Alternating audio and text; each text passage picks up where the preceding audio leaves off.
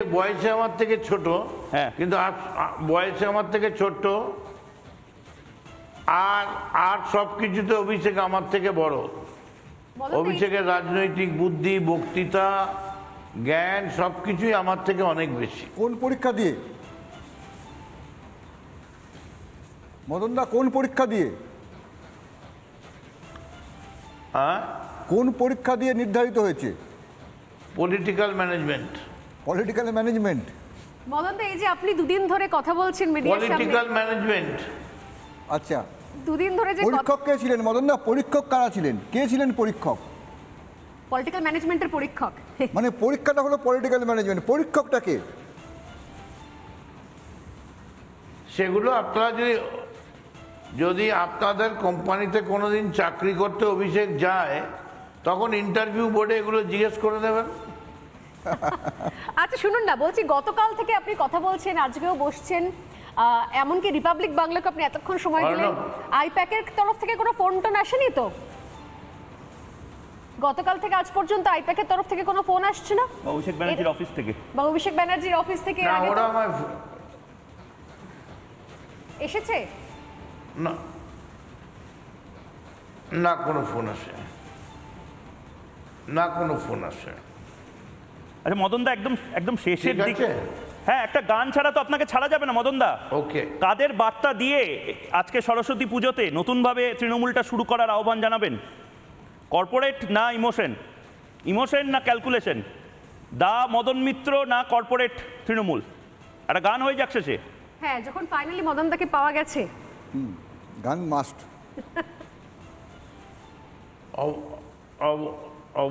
অবশ্যই মা মাটি মানুষের কাছে আবেদন করব, আসুন আমরা সংঘবদ্ধ হই। আমায় সবাই জিজ্ঞেস করে, কে তোমার লাভলি, কার জন্য তুমি গান গাও? আমি তাদের বলি, এই যে আমরা মিটিং করতে গেলে না খেয়ে, মাথায় ঠান্ডা লাগছে, শিশির পড়ছে, তারপরেও রাত 2টো অবধি হাজার হাজার লোক ওয়েট করেন, রাস্তার দুধারে ওয়েট করেন, তারাই হচ্ছেন আসল আমার লাভলি, এরাই হচ্ছে বাংলার মামাটি মানুষ। আজ সরস্বতী পুজোর দিনের বাংলার সমস্ত সরস্বতীকে প্রণাম করে আজকে এইটুকুনি আমার হৃদয়ের অন্তঃস্থল থেকে বলি, আমার জীবনের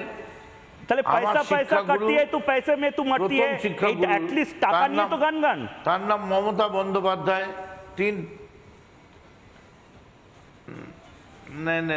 আমার জীবনের প্রথম সরস্বতী হচ্ছে মমতা বন্দ্যোপাধ্যায়, যার কাছ থেকে আমি রাজনৈতিক শিক্ষা নিয়েছি, হাতে খড়ি হয়েছে। ওকে, হাতে খড়ি হওয়ার পরে 2 লাইন শুনিয়ে দিন অ্যাটলিস্ট, এতবার ধরে বলছি যখন আমরা। লাস্টে না ছেড়ে না, শুনুন না, এখন ছেড়ে দিন, এখন গান আছে তো অসুবিধা আছে ওখানে। আচ্ছা, আমি লাস্ট একটা প্রশ্ন আপনাকে করতে চাই, রেগে যাবেন না, যেহেতু লাস্ট প্রশ্ন বলে। কামারহাটির বিধায়ক হতে আপনি কত টাকা দিয়েছেন?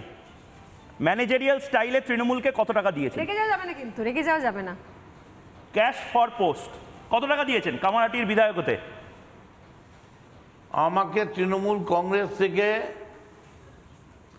কামারহাটির বিধায়ক হওয়ার জন্য মমতা ব্যানার্জি আমাকে হাতে করে টাকা দিয়েছেন নির্বাচন লড়ার জন্যে। একটা টাকাও কোনোদিন দিতে হয়নি, একটা সিঙ্গেল শুকনো কাঁচা টাকাও তৃণমূল নেয়নি। উল্টে তৃণমূল বিভিন্ন জায়গা থেকে সাহায্য করে আমায় ইলেকশন লড়ার জন্য সাহায্য করেছে। আমি তৃণমূলের কাছে কৃতজ্ঞ। কামারহাটিতে জীবনে কোনোদিন কোনো টাকা পয়সা দিতে হয়নি। বেশ, টাকার খেলাটা কামারহাটিতে অন্তত বন্ধ থাকবে।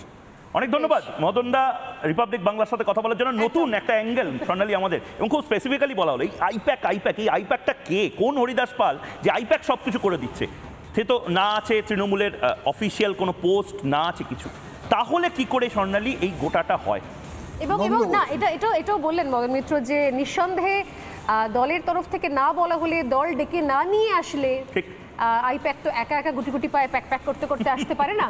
তো আইপ্যাক প্যাক করেছে, এতদিন ধরে প্যাকানি শুনতে হয়েছে অনেক দলের বর্ষিয়ান নেতাকে, অনেক প্যাকানি সহ্য করতে হচ্ছে। কিন্তু আমার মনে হয় যে কোথাও কিছু হয়তো নিঃসন্দেহে সিদ্ধান্ত হয়েছে, আড়ালে কিছু সিদ্ধান্ত হয়েছে, না হলে প্রকাশ্যে মদন মিত্র হন বা কল্যাণ বন্দ্যোপাধ্যায় হন, তারা প্রকাশ্যে বলতেন না যে 2 নম্বরের, কল্যাণ বন্দ্যোপাধ্যায় তো বলেই দিয়েছেন 2 নম্বরটা শূন্যস্থানে রয়েছে, যাকে খুশি বসাতে পারেন। আর আইপ্যাকের যে বিদায় ঘন্টা বেজে গেছে, ক্লিন চিট দিচ্ছি না নিশ্চিত করে দিয়ে দিলেন মদন মিত্র। মমতাকে ক্লিন চিট দিচ্ছে শুভ্রাংশু, কিন্তু অভিষেককে এখনো দিচ্ছে না, কারণ এখনো নেই। না এখন নন্দ ঘোষ খুঁজছে। নানা ধরনের কন্টেন্ট দেখার জন্য লাইক করুন, শেয়ার করুন আমাদের ফেসবুক পেজ, সাবস্ক্রাইব করুন আমাদের ইউটিউব চ্যানেল। পাশাপাশি অন্যান্য ব্রেকিং নিউজের জন্য অবশ্যই চোখ রাখুন রিপাবলিক বাংলায়।